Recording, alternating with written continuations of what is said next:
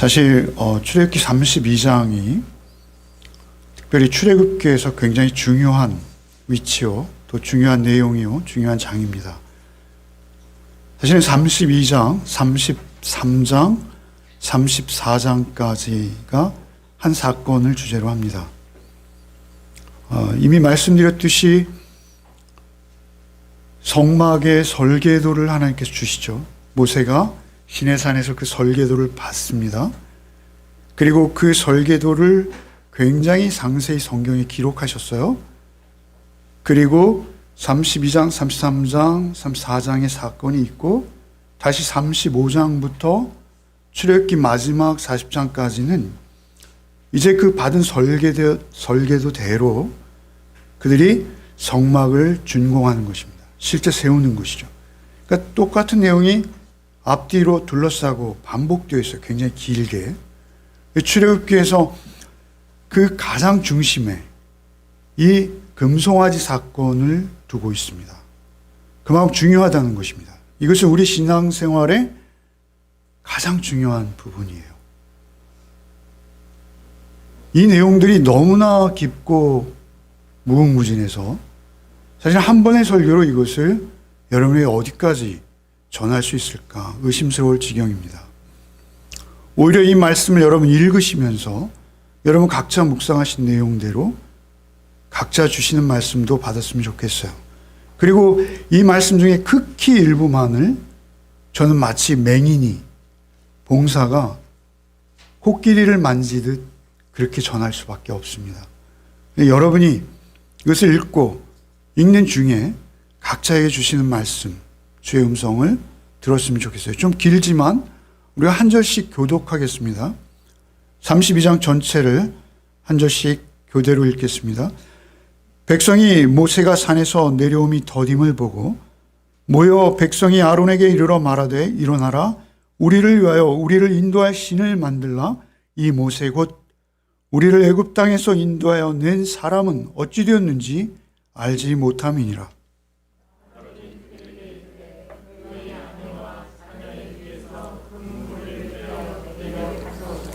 모든 백성이 그 귀에서 금고리를 빼어 아론에게 가져가매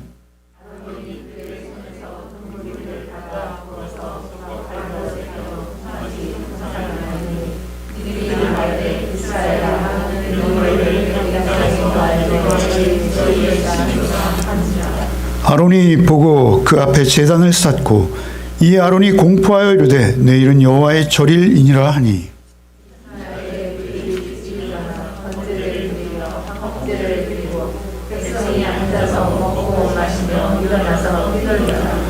여호와께서 모세에게 이르시되 너는 내려가라 내가 애굽 땅에서 인도하여 낸 내 백성이 부패하였도다.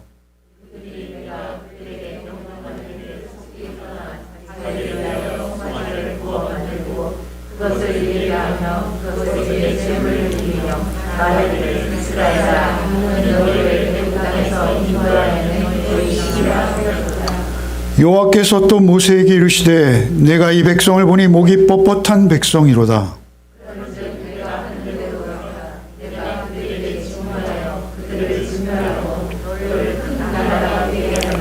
모세가 그의 하나님 여호와께 구하여 이르되 여호와여 어찌하여 그 큰 권능과 강한 손으로 애굽 땅에서 인도하여 내신 주의 백성에게 진노하시나이까.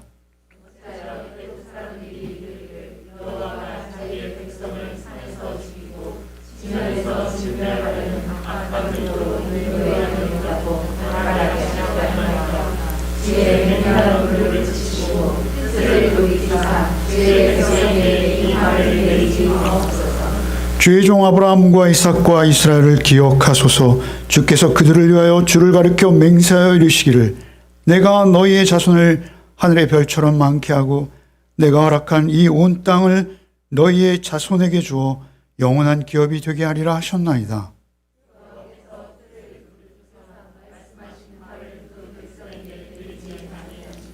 모세가 돌이켜 산에서 내려오는데 두 증거판이 그의 손에 있고 그 판의 양면 이쪽 저쪽에 글자가 있으니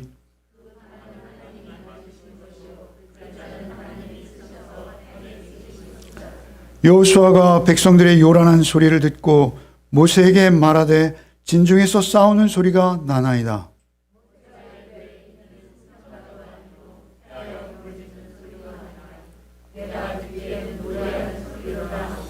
진에 가까이 이르러 그 송아지와 그 춤추는 것들을 보고 크게 노하여 손에서 그 판들을 산 아래로 던져 깨뜨리니라.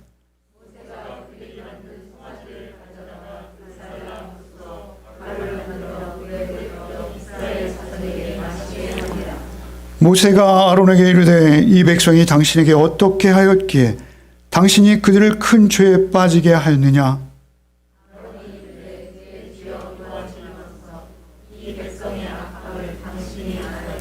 그들이 내게 말하기를 우리를 위하여 우리를 인도할 신을 만들라.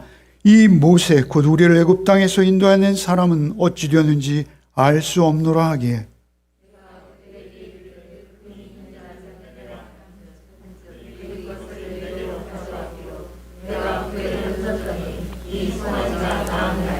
모세가 본즉 백성이 방자하니 이는 아론이 그들을 방자하게 하여 원수에게 조롱거리가 되게 하였습니다.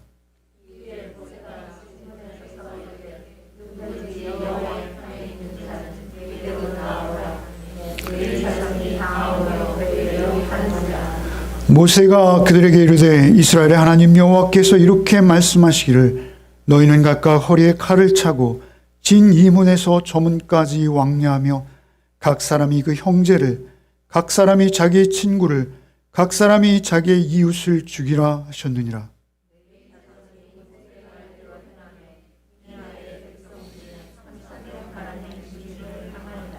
모세가 이르되 각 사람이 자기의 아들과 자기의 형제를 쳤으니 오늘 여호와께 헌신하게 되었느니라. 그가 오늘 너에게 복을 내리시리라.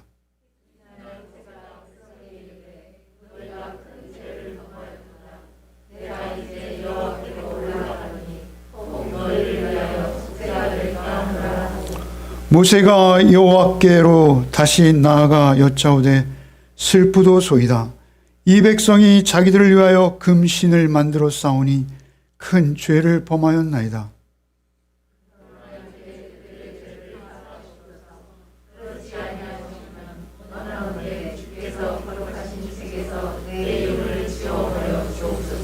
여호와께서 모세에게 이르시되 누구든지 내게 범죄하면 내가 내 책에서 그를 지워 버리리라.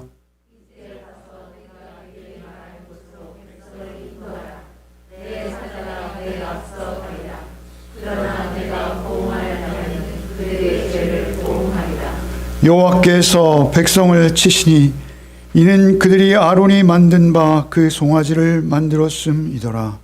아멘. 주님 감사합니다. 오늘도 우리가 우리의 마음, 우리의 중심을 모두 주님 앞에 예물을 드립니다. 주님, 우리의 기도의 제목과 우리의 형편과 우리의 처지를 낱낱이 하시는 주님, 우리는 우리의 구할 바도 모를 뿐 아니라 우리에게 가장 필요한 것도 모르는 무지한 자들이오니 주여 우리를 긍휼히 여기시고 우리에게 가장 필요한 것, 우리에게 가장 생명되는 것으로 우리를 매일 충만케 하시고 우리를 찾아 주시옵소서. 이 시간도 오직 주의 음성 듣기를 소망하며 주의 말씀 앞에 서오니 주여 우리에게 말씀하여 주옵시고 우리 각자에게 가장 필요한 말씀으로 우리의 삶을 바꾸어내는 말씀 되게 하여 주옵소서. 예수 그리스도 이름 받들어 기도하옵나이다. 아멘. 예레미야 32장에서 34장까지 한 사건을 중심으로 그 사건의 전개와 수습 그리고 결말까지를 상세히 기록하고 있다라고 말씀을 드렸습니다. 이 금송아지 사건은 하나님의 설계도와 우리가 그려낸 하나님의 차이입니다. 성막을 이토록 세밀하게 디자인하시고 만들게 하시는 가장 중요한 이유가 뭐라고 말씀드렸죠? 성막을 만드는 이유가 뭐죠? 성막을 만드는 이유는 하나님이 어떤 분이신지를 알게 하기 위한 시청각 교육이다 말씀드렸습니다. 하나님의 존재 방식은 뭐라 그랬죠? 언약궤 안에 말씀으로 찾아오시는 것이요, 속죄소에 앉아 계시되 우리의 눈으로 볼 수 없고 손으로 만질 수 없으나 핏부림을 통해서 우리에게 은혜를 베푸시는 하나님이시라는 것을 우리에게 시청각 교육하신다 그랬습니다. 하나님의 존재 방식, 하나님은 어떤 분이신가? 우리의 눈과 손으로 만질 수 없으나 인격이시오, 우리와 친밀히 교제하시기 원하시되 말씀으로 우리를 찾아오기 원하시는 하나님. 이거 우리는 잊을 때가 너무 많아요. 그런 하나님의 존재 방식을 우리에게 시청각으로 보여주시며 동시에 그 하나님 앞에 우리가 나아갈 때 우리에게는 늘 핏부림이 필요한 것이요, 우리가 그 핏부림 없이 하나님 앞에 나갈 수 없다라는 사실을 우리에게 교훈하시고 있다라는 것이죠. 그 성소와 성막의 설계도를 주시는 것이죠. 그리고 우리를 찾아오셔서 성막으로 이스라엘 정 가운데 임재하시며 늘 하나님의 임재를 그들이 누리고 경험하고 훈련하도록 하시는 거예요. 그런데 그 상황에서 그들이 그 설계도를 받으러 간 모세를 잠시도 기다리지 못하고 자기들 손으로 하나님의 뜻과 전혀 상관없는 하나님을 만들어버리는 것입니다. 하나님을 만든 거예요. 여러분 1절 말씀을 한번 같이 읽어보겠습니다. 백성이 모세가 산에서 내려옴이 더딤을 보고 모여 백성이 아론에게 이르러 말하되 일어나라, 우리를 위하여 우리를 인도할 신을 만들라. 이 모세 곧 우리를 애굽 땅에서 인도해낸 사람은 어찌 되었는지 알지 못함이라. 여러분 24장에서 모세가 시내산으로 올라갔죠. 올라간 이유는 설계도와 그리고 하나님의 언약의 말씀, 돌판을 받는 것이죠. 언약의 말씀, 언약의 책과 또 돌판을 받는 것이에요. 그것을 위해서 모세가 시내산에 올랐는데, 그래서 그 시내산에 오를 때 70인 장로들과 그리고 여호수아와 모세, 아론이 시내산 밑에까지 갔죠. 백성이 있고 그 사이에 지도자들이 있고 그리고 모세가 홀로 시내산에 오른 것이죠. 그런데 그들은 그 40일을 기다리지 못하고 내려온 겁니다. 나중에 밝혀집니다만 여호수아만이 그 자리를 지켰죠. 어찌하였든 그들이 다 그 자리에서 내려왔다라는 사실이죠. 그리고 그들이 오늘 1절에 이렇게 말하죠. 우리를 애굽 땅에서 인도해낸 사람은 어찌 되었는지 알지 못한다. 그가 시내산에 갔지만 아마도 분명히 죽었을 것이다. 이렇게 말하는 것입니다. 여러분 시내산은 우리의 성지순례를 저는 가지 못했습니다만 그 시내산은 민둥산입니다. 불 한 폭이 나무 한 그루 없는 바위산입니다. 바위산. 굉장히 높죠. 그곳에서 그 중동 팔레스틴의 그 햇볕 아래 말이죠. 팔레스틴은 그 중동 지역은요, 그늘이 아닌 곳에 사람이 오래 걸을 수도 없고요, 그늘이 아닌 곳에 나가 있을 수도 없습니다. 불 한 폭이 나무 한 그루 없는 그곳에서 물 한 모금 마실 수 없는 여건, 음식도 없이 인간이 40일을 생존한다라는 것은 그들의 상식 밖입니다. 중동 지역에서는 땅볕에 홀로 걸어가기만 해도 차들이 와서 쓴다고 하죠. 위험하다고요. 그런 지역에서 모세가 40일이나 그들의 눈에 보이지 않자 우리를 애굽 땅에서 인도하는 사람이 어찌 되었는지 알지 못함이라 죽었을 것이다 라는 것입니다. 그는 이미 없는 사람이라는 것입니다. 근데 이 말 속에는 더 중요한 그들의 범죄가 있습니다. 우리를 애굽 땅에서 인도하여 낸 이 사람 모세는 우리가 어찌 되었는지 알지 못해. 그들을 애굽 땅에서 인도하여 낸 존재가 누구라는 거예요? 말을 너무 쉬운 걸 물어본다라고 여기시고 자존심 때문에 말을 못 하시는 거죠. 네. 모세죠.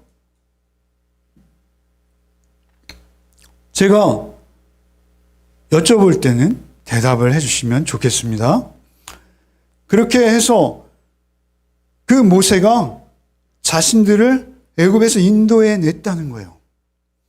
여러분, 우리가 지난 묵상해 온 과정에서 보면 하나님께서 언약의 책을 주시는 과정이 있고 십계명을 주시는 과정이 있습니다. 그런데 십계명만큼은 책으로 주신 것이 아니라 그들에게 음성으로 듣게도 하셨어요. 그런데 그 십계명은 어떤 내용인지요?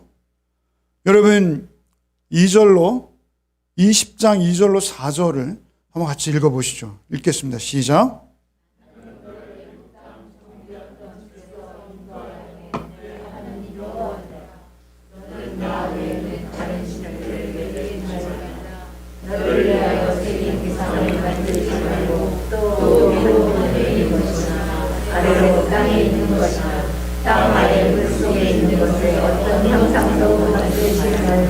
가장 중요한 것은 너는 나 외에 다른 신을 내게 있게 하지 말지어다 라고 말씀하시기 바로 전에 뭐라 하세요? 나는 너를 애굽 땅 종되었던 집에서 인도하여 낸 내 하나님 여호와니라. 그러니까 우리가 십계명을 지켜야 되고 십계명을 지킬 수 있는 것은 무엇이냐면 우리가 세상의 종이요 애굽의 노예로 살 수밖에 없던 우리를 하나님께서 구원해 내셨기 때문에 우리는 하나님의 계명을 지킬 수 있게 된 거예요. 여러분, 우리가 율법과 복음을 좀 혼돈하는 경우가 굉장히 많아요. 여러분, 율법의 율법은 십계명입니다. 율법 중에 율법은 십계명이에요. 그 십계명을 한마디로 요약하면 예수께서 오셨을 때 구약 성경 모두를 요약해서 어떻게 말씀하세요? 하나님 사랑, 이웃 사랑. 하나님 사랑은 무엇이죠? 하나님과 나와의 수직적 관계입니다. 제가 존경하는 목사님은 이것을 십자가 복음이라고 설명하세요. 십계명을. 하나님과 나와의 수직적 사랑, 그 세로막대인 거예요. 세로막대. 그리고 5계명부터 마지막 10번째 계명까지가 가로막대인 거예요. 가로막대. 이웃사랑. 그렇게 설명하세요. 그런데 저는 그 상당히 설득력 있다라고 여깁니다. 과거에는 우리가 애굽의 종되었던 우리가 이제 그리스도의 종, 하나님의 종이 되어서 과거에는 내 공로, 내 의로움으로 율법을 지켜낸다라고 그 행위 구원을 신봉하던 우리가 이제는 예수 안에서 내 옛 자아가 죽고 새로운 하나님의 새 피조물로 우리가 탄생을 경험할 때 우리는 이제는 살인하지 말라 하는 정도가 아니라 미워하지도 않기 위해서 늘 주의 은혜를 사모하는 자들이 되는 것이죠. 늘 설명드려요. 여러분, 복음은 율법에 대한 면죄부가 아닙니다. 주님께서 율법을 완성하러 오셨다 하셨어요. 율법 중에 어떠한 조항들은 완전히 폐지되었죠. 절기라든지 음식이라든지. 여러분, 그러나 율법의 기본 정신은 하나님이 주신 거예요. 하나님이. 그래서 우리가 하나님 앞에 항상 겸손할 수밖에 없는 거예요. 그 은혜와 자비를 구할 수밖에 없는 거예요. 그 은혜와 자비 앞에 절대 교만할 수 없는 것이죠. 하나님의 긍휼을 힘입어서 이제 율법으로부터 자유함을 얻은 거예요. 이제 그 사랑으로 옮겨진 거예요. 그래서 이제 자발적 순종으로 우리의 의가 오히려 서기관과 율법사들보다 앞서게 된 거예요. 그러나 그것은 내 힘으로 되어진 것이 아니라 내 안에 새롭게 생명으로 찾아오신 주님으로 인해서 이루어져 가는 것이죠. 그것이 우리가 알고 있는 복음이에요. 그런데 가장 중요한 것은 무엇이냐면 여기 2절이에요. 나는 너를 애굽 땅 종되었던 집에서 인도하였는 내 하나님 여호와라. 그러니까 우리의 구원에 대한 우리의 확신, 구원에 대한 우리의 은혜 없이는 하나님 사랑도 이웃 사랑도 공허함이 되어버리는 거예요. 우리가 그 십자가에 단번에 이루신 주의 하나님 사랑과 이웃 사랑의 계명 중에 가장 첫째 되는 계명이 무엇입니까? 나 외에 다른 신을 내게 두지 말지니라. 그런데 그들은 다른 신을 둔 거예요. 놀랍게 오늘 1절에도 우리를 인도할 신을 만들라 할 때 이 신은 엘로힘의 복수예요. 그래서 어떤 성경은 우리를 인도할 하나님을 만들라 이렇게 번역하기도 해요. 하나님들을 만들라. 그들이 애굽에서 보았던 다신교, 그죠? 다신사상. 그래서 그들이 애굽 땅에서 인도해낸 하나님에 대해서 그들이 새까맣게 잊은 거예요. 반역하는 거예요. 분명히 20장 2절에서 말씀하신 것을 24장에서 하나님을 뵈러 올라간 모세가 더디 내려옴을 보고 그들은 바로 하나님을 만들기 시작하는 거예요. 여기 이 모세는 우리가 어떻게 되었는지 알지 못함이라. 이 모세라고 할 때 이라는 어떤 특별한 지시 형용사가 동원되는데요. 이것을 많은 주석가들은 이것은 이스라엘이 모세에게 굉장히 먼 거리감을 느꼈다라고 표현해요. 이 사람 뭐예요? 우리도 그러잖아요. 굉장히 친근했던 사람인데 조금 갈등이 생기고 멀어지면 그 사람 이런 식의 어감인 거예요. 이것은 약간의 경멸감까지 담고 있는 이 모세는 우리가 어떻게 되었는지 알 바도 아니고 죽었을 거야. 이런 식인 것이죠. 그러나 그들은 사실 그렇게 모세와 거리를 둘 수 없는 관계이죠. 모세를 그들은 거의 하나님처럼 여기고 있었어요. 여러분 출애굽기 14장 31절 한번 읽어봅시다. 읽어보겠습니다. 시작. 이스라엘이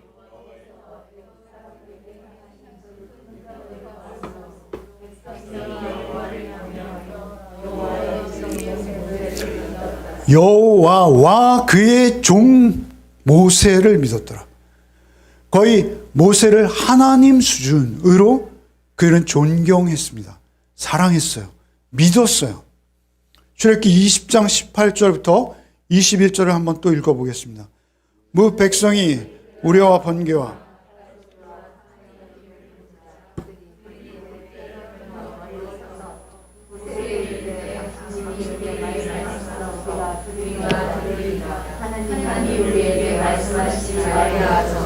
우리가 절까 하나이다.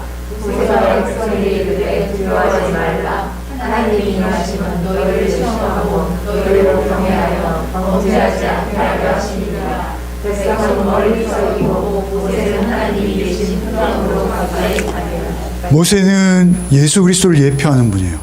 하나님과 이스라엘 사이의 중재자입니다. 여러분 인간이 이런 영광을 차지한 경우는 없습니다. 여러분 21절에 보면 그 금송아지를 만든 것에 대해서 아론에게 이렇게 추궁하죠. 21절에 이 백성이 당신에게 어떻게 하였기에 당신이 그들을 큰 죄에 빠지게 하였느냐. 여러분 아론은 모세의 형입니다. 형. 그리고 모세보다 연장자일 뿐만 아니라 굉장히 달변이었습니다. 말을 잘합니다. 아론은. 그런데 그렇게 모세가 이 백성이 어떻게 했길래 이렇게 이 백성을 큰 죄에 빠지게 했느냐라는 모세의 추궁에 아론이 21절 이하에 이렇게 대답하죠. 내 주여 노하지 마소서. 이 백성의 악함을 당신이 아시나이다. 내 주여, 주라는 히브리어는 아도나이입니다. 아도나이. 아도나이는 하나님의 이름입니다. 모세가 아론이 자기의 동생을 향해서 아도나이라고 부르고 있어요. 무슨 의미입니까? 하나님과 이스라엘 사이에 있는 존재로 모세는 성경에 소개되고 있는 거예요. 그래서 나를 이을 선지자가 올 것이다 라고 말씀하시잖아요. 모세가 예수 그리스도를 예표하는 그 얼굴의 광채를 회복하는 모세를 우리가 앞으로 보게 됩니다만, 형과는 다른 존재였어요. 모세는 인간 중에 예수 그리스도를 예표하는 그런 모세를 말이죠. 그런 모세였기에 그들이 이렇게 반응했는지는 모르겠어요. 그 모세가 자신들을 애굽에서 구원해냈다라고 말하는 거예요. 여러분, 새벽에 말씀드린 또 장황한 내용들이 있습니다. 여러분, 그렇게 아론과 모세는 다른 거예요. 아론이 금송아지를 만들어 버립니다. 순식간에. 5절 말씀 한번 읽어보죠. 5절. 아론이 보고 그 앞에 제단을 쌓고 이에 아론이 공포하여 이르되 내일은 여호와의 절일이니라. 여호와의 절일이 아닙니다. 아직 절일이 아니에요. 그런데 군중에게 타협하는 것이죠. 아론이 보고 이렇게 말하죠. 여기 보고라는 이 단어를 시리아어로 번역된 성경의 역본에는 아론이 두려워하여 이렇게 번역했습니다. 아론이 두려워하여. 여러분, 우리 히브리어로 된 구약 성경이 번역된 것은 라틴어가 첫 번째 번역이라고 우리는 알고 있죠. 그런데 히브리어 성경이 라틴어로 번역되기 전에 이미 수리아어로 번역된 바가 있어요. 그래서 성경학자들에게는 아주 익숙한 번역본인데요. 여러분께 드린 호크마라는 주석에 보면 놀랍게도 이 깊이 있는 주석이 등장하고 있어요. 그 수리아학본에 보면 아론이 보고가 아니라 아론이 두려워하여라고 합니다. 여러분, 목사가 제일 두려워하는 자가 누구일까요? 목사가 제일 두려운 대상이 누구일까요? 네? 하나님이어야죠. 성도입니다. 목사는 성도 없이 존재할 수 없습니다. 여러분, 목사들끼리 모이는 자리에 나가도 심지어는 성도의 숫자로 그 사람을 평가하고 줄 세웁니다. 여러분, 아론이 두려워했던 힘은 군중의 힘이었습니다. 군중의 힘. 여러분, 그들이 인정해 줘야만 자기가 제사장일 수 있는 거예요. 여러분, 오늘날도 설교를 목사 혼자 한다라고 여기십니까? 그렇지 않습니다. 대부분의 목사는 하나님의 음성 듣기보다는 성도들의 요구에 응답하기 쉽습니다. 성도들과 목사는 설교를 같이 만들어가는 거예요. 요즘 우리가 흔히 하는 말이 있어요. 메시지가 없다. 말씀이 전부 다 왜곡되어 있어. 이런 말들을 우리가 많이 하고 있습니다. 왜 그렇게 되죠? 죽인 거예요. 바르게 말씀을 전하는 목회자들을 청중이 돌로 죽인 겁니다.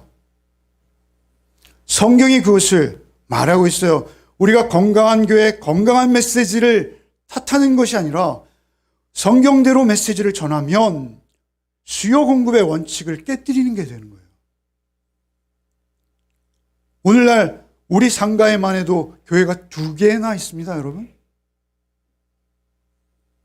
우리 옆에 대면하고 있는 교회도 상가에도 또 교회가 지하에 있습니다.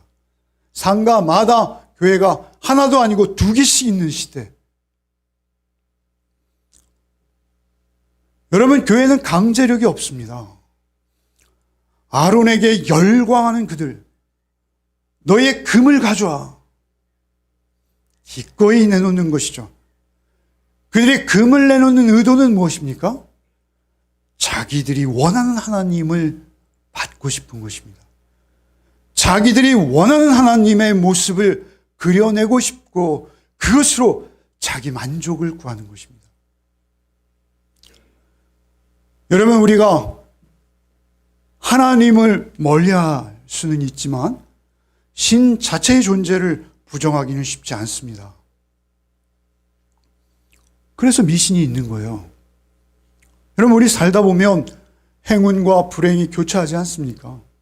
누구는 특별하지도 않았는데 재벌이 되고 거부가 되기도 하고, 누구는 열심과 성실을 다했는데 노숙하는 경우도 생기는 게 이 세상입니다.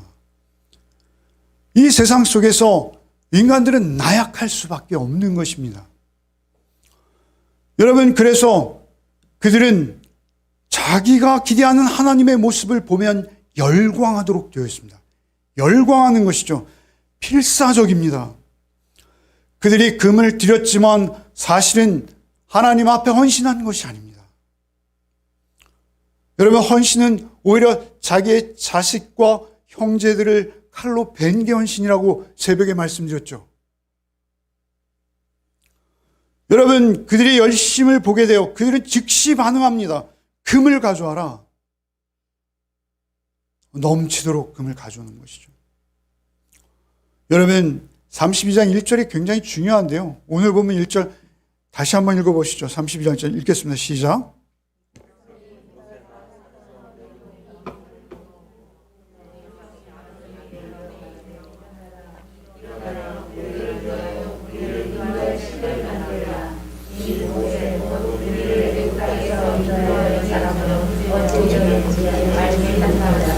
우리를 위하여, 우리를 인도할, 우리를 애굽 땅에서. 그들은 철저히 이기적인 거예요. 우리인 거예요, 우리.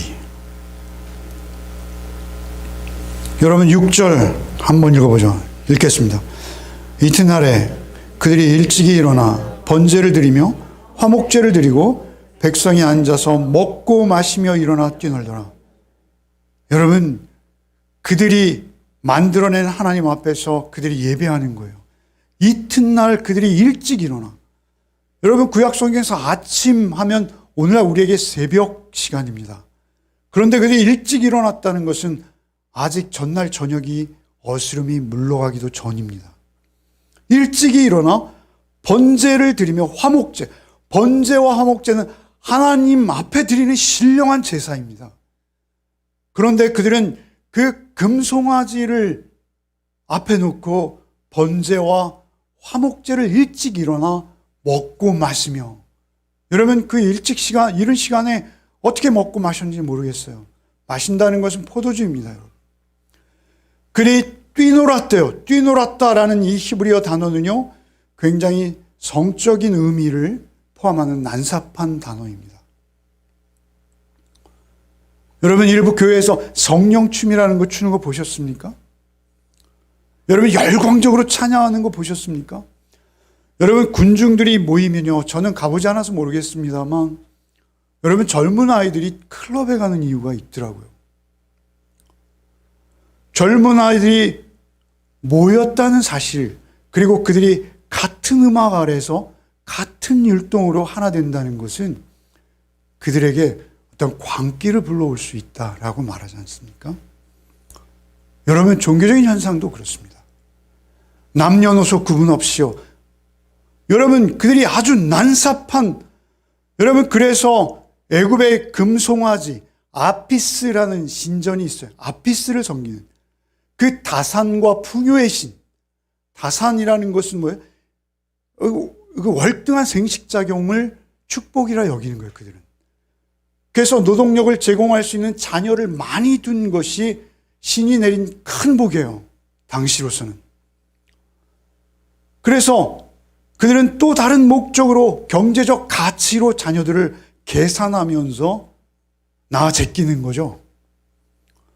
그래서 그들이 아피스에게 제사 드리는 제2 과정에는 혼음이 있었다고 해요. 우리가 상상할 수 없는 도덕적, 윤리적 타락이죠. 그런데 그러한 일들이 그저 비일비재하게 행해졌고, 그러한 기록들이 지금도 굉장히 많이 발견되어지고 있다라는 것이죠. 그런데 그들이 그렇게 먹고 뛰놀며 화목제, 번제라고 자신들의 의식을 예배라고 말하고 있는 거예요. 하나님께서 성막의 설계도를 주시고 그 설계도를 받아서 하나님의 말씀과 같이 내려오는 모세가 그들이 뛰노는 광경을 보게 되는 것이 오늘 본문이었죠. 그들이 뛰노는 광경, 여러분 여호수아가 그 소리를 듣고 저것은 전쟁과 관련된 저들이 지금 싸우는 소리입니다. 저들이 지금 울부짖는 소리입니다. 그러나 애굽에서 자란 모세는 그 소리가 뭔지 금세 알 수 있었어요. 애굽에서는 그것이 일상이었고 황금, 송아지, 아피스를 섬기는 신전들을 무수히 목격했을 모세는 그 소리만 듣고도 알 수 있었습니다. 모세는 그들 향해서 돌판을 던지는 것이죠. 여러분, 돌판은 오히려 우리에게 우상일 수 있어요. 여러분, 교회가 말씀하면서 강대상 뒤에다 큰 성경책을 펼쳐놓고 있지만 말씀과는 상관없는 자들이 말씀할 수 있는 거예요. 내가 말씀 가운데 존재하는 인격으로서의 하나님과는 상관없는 종이와 가죽으로 된 책이 우리의 우상이 될 수 있는 거예요. 여러분, 그래서 그 돌판을 던져서 깨뜨려 버리는 것이죠. 언약이 깨진 겁니다. 그들에겐 그 돌판은 우상 덩어리일 수 있는 거예요.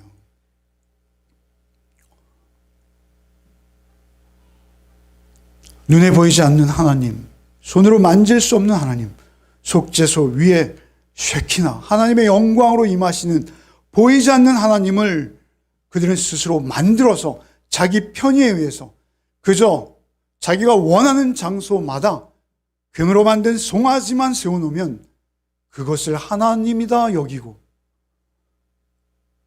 언제든지 그곳에 나오는 것이죠. 자기 집 마당에도 세울 수 있고. 금송아지가 팔레스틴 지역에 많은 유적으로 출토되고 있습니다. 심지어는 20cm, 30cm 이렇게 만드는 것이죠. 여러분, 우리가 십자가도 역시 동일합니다. 여러분, 십자가도 느수단 그 노뱀과 같이 우리가 십자가를 우상시할 수 있어요. 그래서 사실은 십자가 여기 걸면 안 되는 거예요. 십자가도 우리의 인격과 부딪히지 않는 십자가는 아무 의미 없는 것이죠. 우리는 오히려 나무 조각, 돌 조각을 음란하게 내 식대로 하나님으로 내 만들어낸 하나님. 여러분, 성서 유니온의 이 본문 말씀 묵상 제목이 뭐죠? 만들어낸 하나님. 여러분, 우리는요, 자라는 환경이 다르고 성경을 이해하는 정도가 다르기 때문에요. 여러분, 동일한 설교를 들어도 각자 만들어내는 하나님의 이미지는 다 다릅니다. 한 사람도 동일하지 않습니다. 그러나 중요한 것이 있습니다. 그 중심만큼은 변하지 않아야 되는데요. 우리가 하나님을 신상의 조각품으로 대치시킬 수 있는 위험이 언제든지 나에게 있다는 것입니다. 인격적이며 활동적이며 우리의 눈으로 볼 수 없고 손으로 만질 수 없으나 철저히 인격과 성품으로 나를 찾아오시는 하나님이어야 하는데, 우리의 마음 중심에 거하시기 원하는 하나님을 그 성막으로 그들의 중심에 원하시는 하나님을 금송아지로 바꿔버리는 것이죠.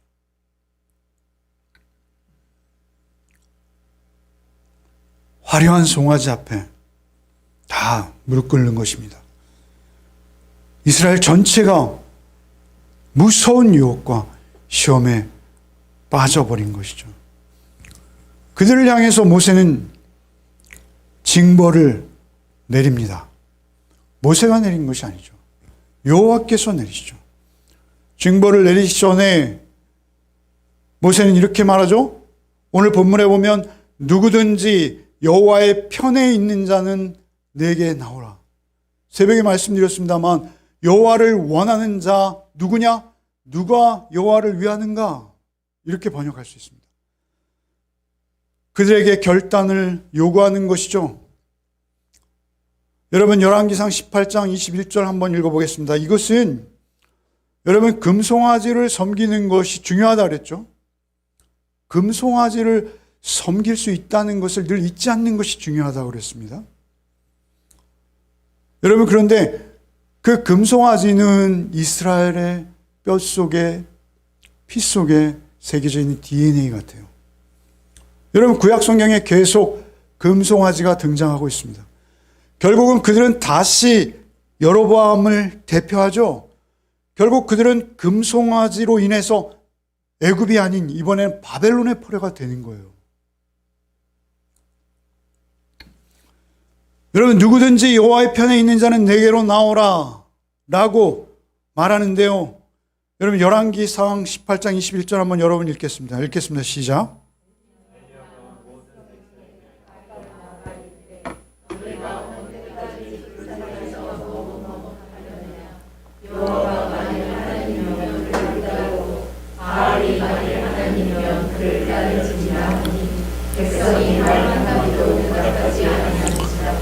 오늘 본문에도요, 누구든지 이렇게 말하죠. 누구든지 여호와의 편에 있는 자는 내게 오라. 누구든지. 어떤 어려운 신학적 판단이나 복잡한 질문이 아닙니다. 여호와를 위하는 자라고 고백만 하면 되는 거예요. 그들도 사실은 모두가 우상 숭배에 참여한 자들입니다. 여러분, 32장 3절 한번 보시죠. 읽어보겠습니다. 모든 백성이 그 귀에서 금고리를 빼어 아론에게 가져와. 모든 백성이라고 분명히 성경은 말하죠. 모든 백성이 그 우상을 만드는데 참여한 거예요.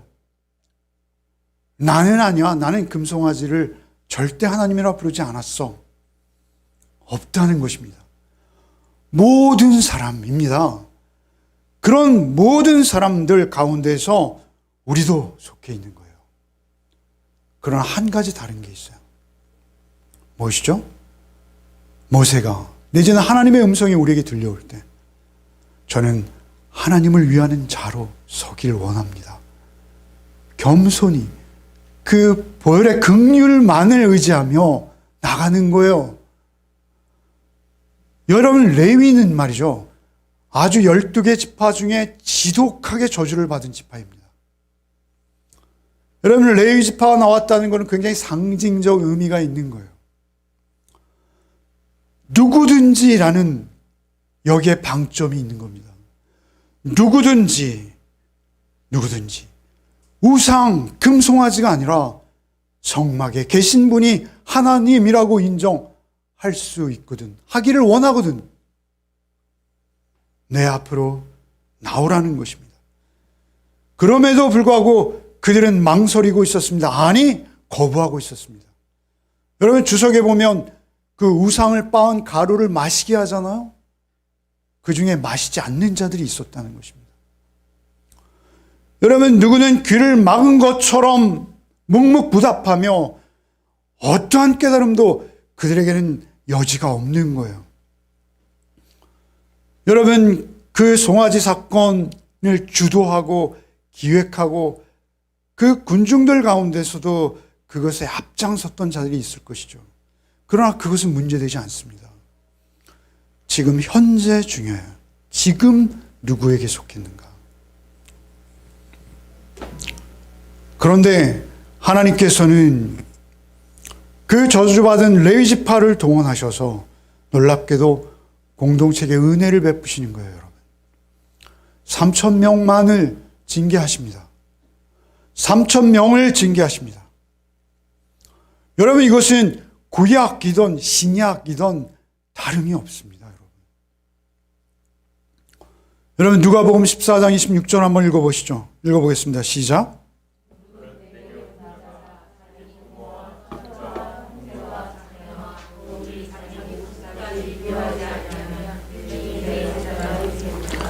예수께서 동일한 말씀하세요. 부모와 처자와 형제와 자매와 더욱이 자기 목숨. 여러분, 자녀는요, 나의 분신입니다. 아니요, 나보다 더 존귀하게 여기죠. 우리가 자녀가 우리의 첫 번째 우상입니다, 여러분.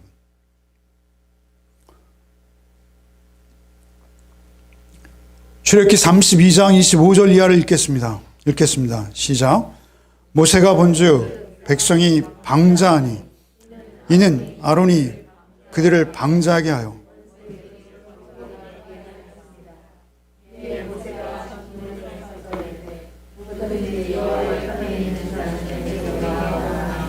너희 자손이 다 모여 너희를 가르치라. 모세가 그들에게 이르되 이스라엘 하나님 여호와께서 이렇게 말씀하시기를 너희는 각각 너희의 칼을 차고 이 이름에서 서부까지 왕하며 각 사람이 그 형제를 각 사람이 자기의 친구를 각 사람이 자기의 이웃을 죽이라 하셨느니라. 너희 자손이 모세의 말대로 행하되 이날에 백성 중에 3,000명가량이 죽임을 당하니라. 모세가 이르되 각 사람이 자기 아들과 자기 형제를 쳤으니 오늘 여호와께 헌신하게 되었느니라. 그가 오늘 너희에게 복을 내리시리라. 29절에 이렇게 말씀하시죠. 모세가 이르되 각 사람이 자기 아들과 자기의 형제를 쳤으니 오늘 여호와께 헌신하게 되었느니라.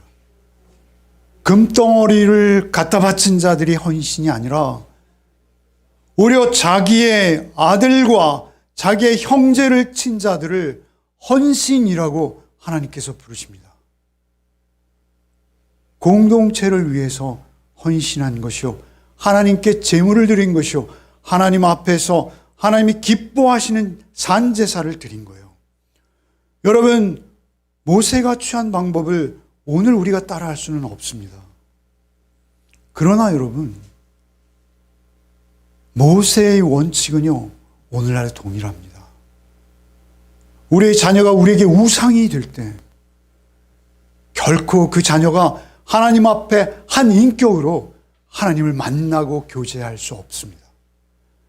사실은 우리가 오히려 우리 자녀가 하나님과 교제하고 만나는데 가장 큰 걸림돌이 내가 될 수 있습니다. 우리 자녀들에게 끝없이 우상을 숭배하도록 주입하는 존재가 나일 수 있다는 것입니다. 금덩이를 갖다 바치고 새벽부터 일어나서 춤도 추고, 그러나 자기가 만든 하나님을 경배하는 그러한 허망한 일들을 우리의 자녀들에게도 물려줄 수 있다는 것입니다. 그들을 끔찍히 위하는 것이 아니라 하나님이 누구이신지를 우리의 삶을 통해서 우리의 자녀들에게 증거해야 할 터인데, 우리는 그들이 나의 존귀한 소유물처럼 여기는 것이죠. 그래서 그냥 떠받드는 거예요.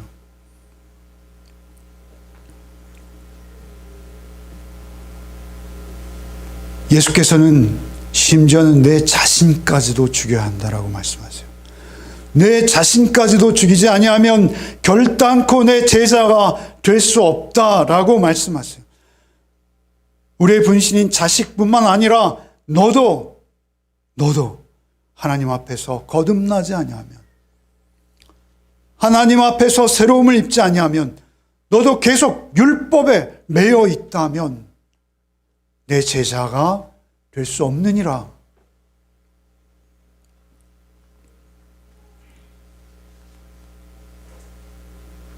여러분, 이러한 금송아지 사건은요, 우리 기독교 역사에 계속되어 왔어요. 대표적인 사건이 지난주에 제가 미국의 남북전쟁 얘기를 했죠.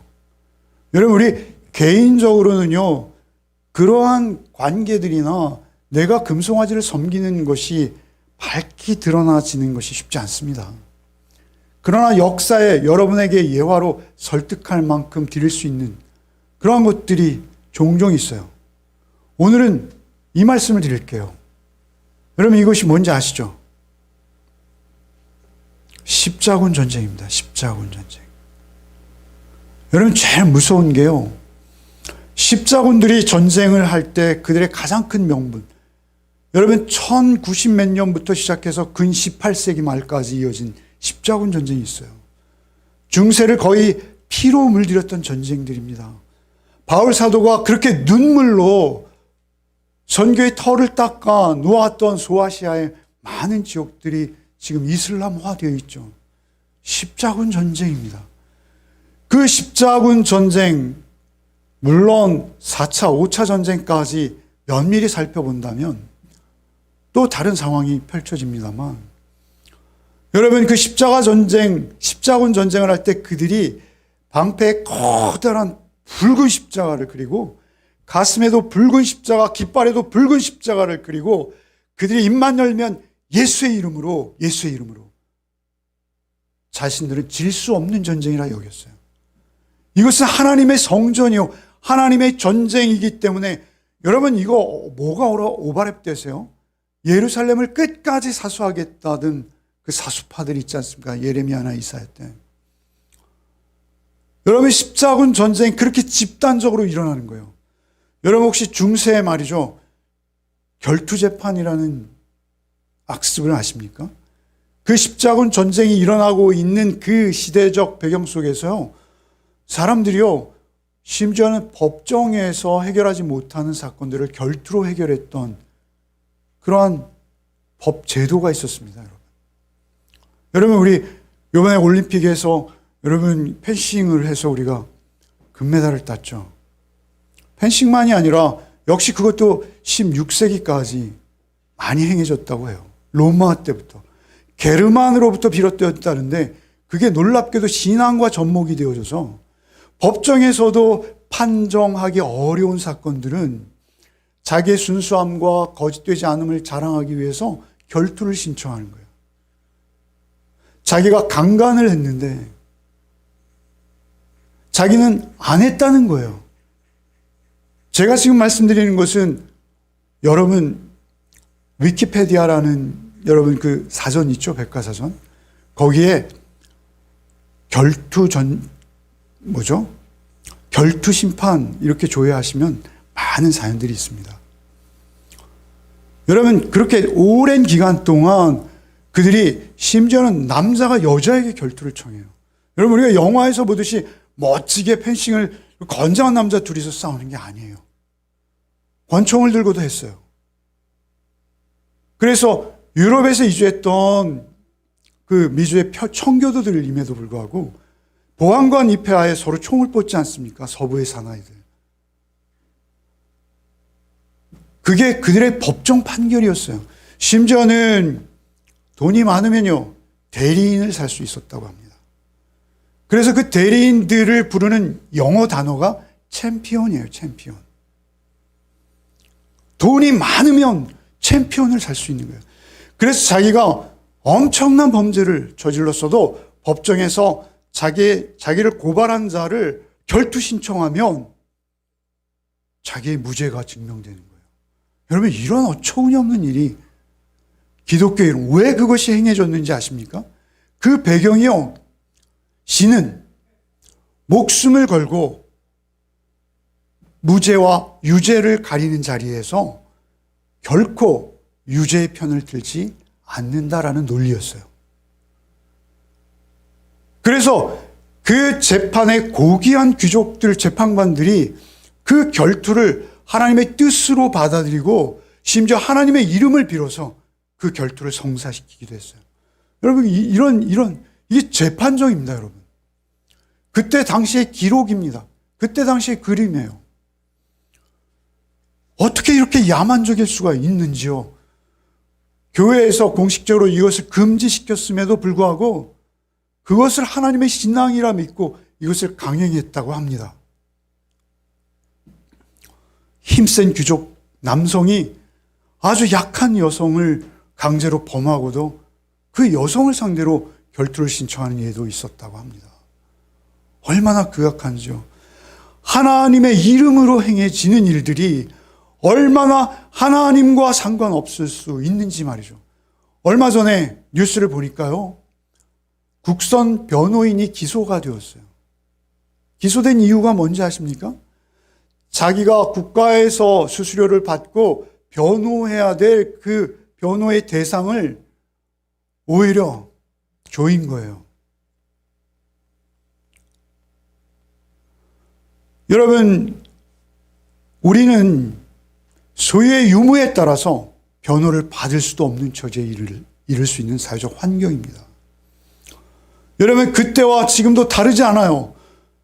여러분, 자기의 잘못을 만회하기 위해서 또는 자기의 잘못을 덮기 위해서 여러분, 교회에 출입하는 우리의 지도자들 많지 않습니까?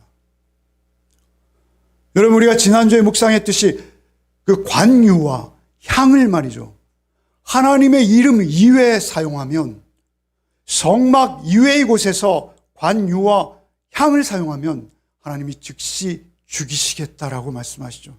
여러분, 이것은 상징인 거예요, 상징. 여러분, 이미 양심이 그렇게까지 그 자리에까지 가 있다면 그는 살았으나 죽은 자입니다. 그가 어떠한 예배를 드린다 하더라도 여러분, 그 예배는 우상 앞에 절하는 것이요, 우상 앞에 드리는 예배입니다. 여러분, 오늘 이 금송아지 사건은요, 우리가 평생 신앙생활을 열심히 하고도 우리가 구원과는 상관없을 수 있는 자들이라는 것을 하나님께서 우리에게 교훈하시는 거예요. 어떻게 여러분, 하나님 앞에서 우리가 경건하고 두렵고 떨림으로 서지 않고 구원의 길에 이를 수 있는 길은 없습니다. 여러분, 저도 경건하지 못해서 이 경건한 말씀을 여기까지밖에 전할 수 없어요.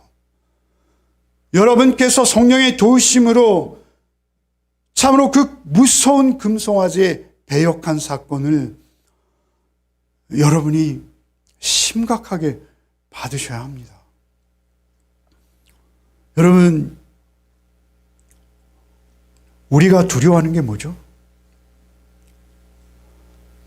여러분, 우리가 말이죠, 대부분 두려워하는 것들은요, 우리의 자녀들의 장래입니다. 자녀들의 장래예요. 거기에 우리의 소망을 두고 그것을 위해서 우리의 가진 모든 것을 쏟아붓고요, 여러분, 우리는 모자랍니다. 한이 없습니다. 여러분, 우리의 건강입니다. 내 건강에 조그만 이상만 오면 여러분, 우리는 보이는 게 없습니다. 내 명예입니다, 여러분. 내 명예와 평판에 조금만 상처를 입어도 우리는 얼마나 흥분하며 막말을 쏟아내는지요. 여러분, 우리의 학벌입니다, 여러분. 다 우상입니다. 여러분, 기독교인들이 자살하죠. 여러분, 기독교인들의 자살률이 세상 사람들의 자살률과 다르지 않아요. 퍼센테이지가 같아요. 기독교인이 아니라는 것을 스스로 증거하는 것입니다. 여러분이 흥분하는 일이 무엇입니까? 여러분이 무엇인가 흥분해서 입에 담지도 못할 말들을 마구 쏟아내고 있다면 여러분, 그것이 바로 하나님의 자리를 차지한 그 어떤 것일 수 있습니다. 우리의 삶 속에서 우리가 늘 경험할 수 있는 일들입니다. 우리를 근심하게 하고 우리를 염려하게 하는 것들, 그것들이 우리 안에 하나님의 자리를 빼앗아버린 거예요. 그것들이 우리 안에 하나님 계실 지성소를 대신 차지해버린 것입니다. 그 황금 송아지가 언약궤가 있어야 하는 그 자리, 시은 좌 그룹이 지키는 그 자리를 황금 송아지가 버티고 서 있는 거예요.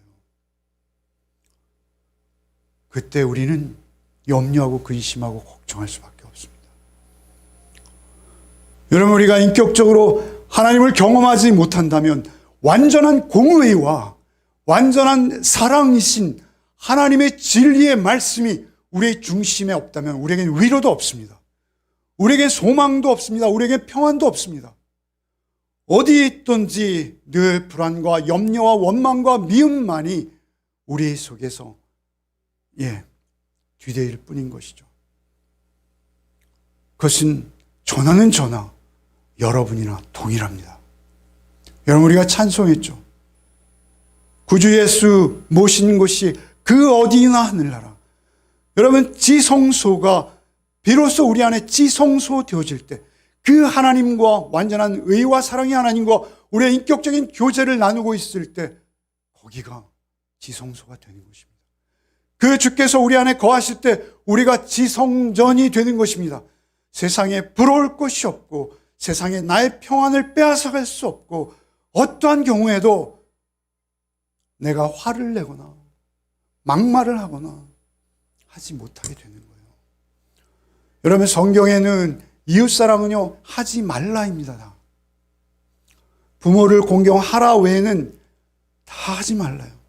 거짓말하지 말라, 간음하지 말라, 거짓 증거하지 말라, 이웃의 것을 탐내지 말라, 하지 말아야 될 것을 안 하는 것이 은혜입니다. 하지 말아야 될 것을 안 하는 것이 하나님이 우리에게 임하셨을 때 우리에게 드러나는 가장 큰 이웃사랑입니다. 여러분, 주님께서 이렇게 말씀하세요. 내 보물이 있는 곳에 내 마음도 있다. 여러분, 마태복음 6장 24절 한번 읽어보시죠. 읽어보겠습니다. 시작.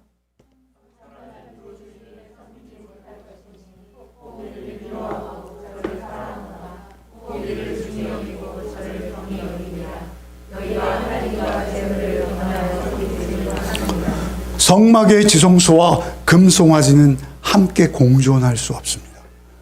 지성소 위에 황금송아지도 있고 하나님도 계실 수 없다는 것입니다. 하나님은 우리를 사랑하시되 죽기까지 그 피 흘림으로 우리의 죄를 덮으시기까지 사랑하십니다. 그 사랑이 우리에게 없을 때 우리는 모세와 같은 기도를 결코 드릴 수 없습니다. 마지막으로 고린도전서 10장 21절도 바울 사도도 동일한 말씀을 하세요. 한번 읽어보겠습니다. 읽겠습니다.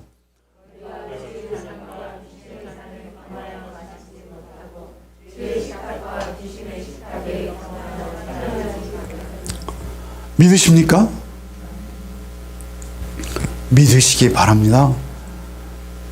세상에서 어떠한 것에든 우리가 적당히 순수하면 됩니다. 그러나 여러분, 우리의 신앙만큼은 하나님 앞에서 우리의 중심을 속일 수 없기에 적당히가 없습니다. 여러분, 제가 하나님의 심정을 충분히 여러분에게 전하지 못합니다. 여러분이 말씀 묵상을 통해서 내 안에 내 주인은 누구신지를 돌아보시고 하나님만 온전히 주인으로 모셔드리고 인정할 수 있는 한 주간이 되시기를 바랍니다. 주님, 참으로 이 죄된 우리를 긍휼히 여겨 주옵소서. 오직 세리가 그 고개를 들지 못하고 주 앞에 나는 죄인이다 라고 고백할 때 나는 죄인입니다. 내 얼굴이 뜨뜻하고 부끄러워 주님 앞에 내 얼굴을 들 수가 없습니다 라고 고백할 때 그를 향해 의롭다 하신 주님, 참으로 우리가 주님의 보혈의 능력으로 이 한 주간도 주님 앞에 겸손히 살아계신 주의 음성 우리 안에 들으며 주님 모시고 어디에서나 어떤 환경에서도 어떤 조건에서도 주님의 주님됨을, 하나님의 하나님 되심을 드러내 보이는 형상, 인격으로 살아내는 한 주 되게 하여 주옵소서. 예수 그리스도 이름 받들어 기도하옵나이다. 아멘.